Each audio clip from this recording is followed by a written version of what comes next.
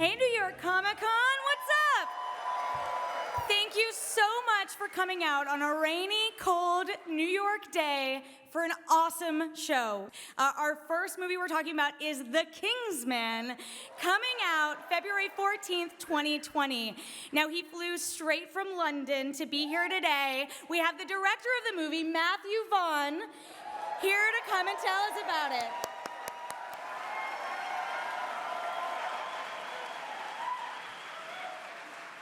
Welcome, Matthew. It's so nice to be chatting with you. Now, you're about halfway through editing right now, too. You're in the weeds on it. You're living the Kingsman life. Yeah, living and dying.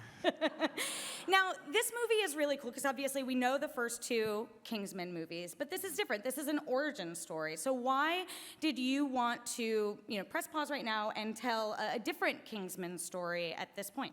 I had an itch to try and do. I think it's important as a director or any type of artist to keep pushing your boundaries and not try and repeat yourself too many times, as easy as it could have been. And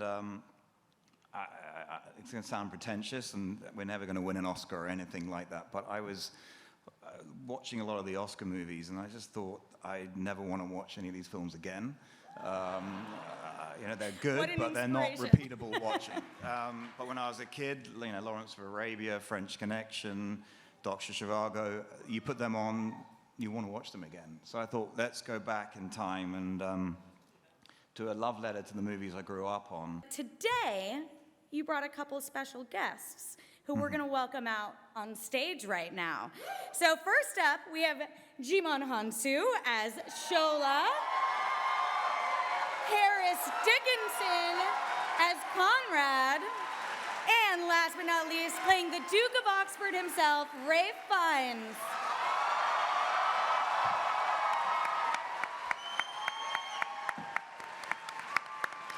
Ralph, this is actually your first Comic-Con ever, too, right? Yes, yes.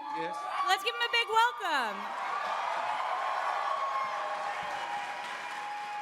Now, Ralph, I want to start with you. Talk to us a little bit. What attracted you to wanting to come on board a Kingsman origin story, this epic movie that Matthew's been putting together?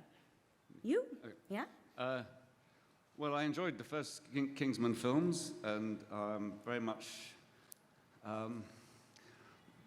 respected the clever balance of relationship and action that I think Matthew established. I mean, the relationship between Colin Firth's character and Taron Egerton. And I thought it was an unusual and original spin on the British spy theme. And I was flattered and delighted when Matthew proposed this prequel to the story. And I've had a wonderful time working with Harris and Djimon. And I hope that when you see the film that I think you will see there's a richness to the beginnings of how the Kingsman intelligence agency started. There's a line your character says in the movie where reputation is what people think of you and character is what you are. And that seems to be kind of the crux and heart of this relationship. Talk a little bit about how their kind of differing opinions on war and their role in the society as gentlemen makes the heart of the movie.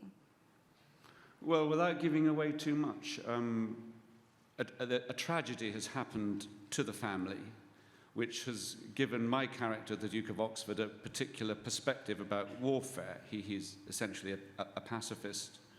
And his son, Conrad, grows up, of course, when England is going into the First World War, wanting to step up and join the army, join the forces, and honour his nation. And so I think in that differing opinion about combat and violence, there's a tension. How about for you, though, Harris? Because it seems like Conrad is he doesn't understand where his father's coming from, it doesn't seem. Well, no, it's interesting because he's he's a little bit naive, and he's going through this stage. He's at a point in his life where he's sort of realizing what it means to be a man amidst a time where you're sort of being defined by your bravery and being defined by your sort of ability to be able to go off and fight for a cause. And I think he's got this passion that he doesn't quite fully know how to fulfill. And then that's the sort of interesting dynamic, because it comes up against his father's pre-existing and perhaps better morality, you know, so it's interesting. Yeah. Now, Djimon, your character Shola, he's a former war comrade of the Dukes, but now he's kind of like a bodyguard meets butler for the family, which I imagine, and we've seen this teased in the trailers, means you get a lot of really, really cool action scenes. And now, obviously, the Kingsman movies are known for their really stylized action, but you were saying, when we were talking a little bit before this, the action in this movie is actually pretty different for the films and was challenging for you, who has this whole stunt fight background. Talk a little bit about that.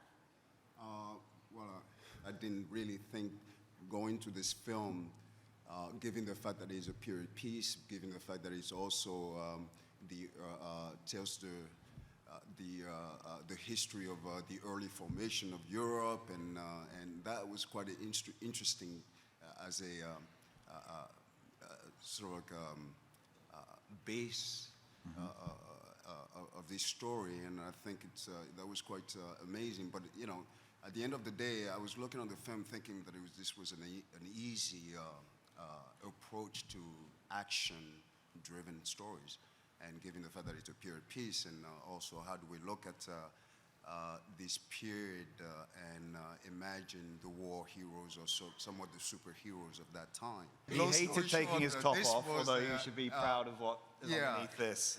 This was a very painful film to me. That's what I was trying to get to. And you know, and so every day you come to set and you're working with Ralph Fiennes, who's you know, literally it's like you know, assisting a master class in acting, you know, and it's so It was.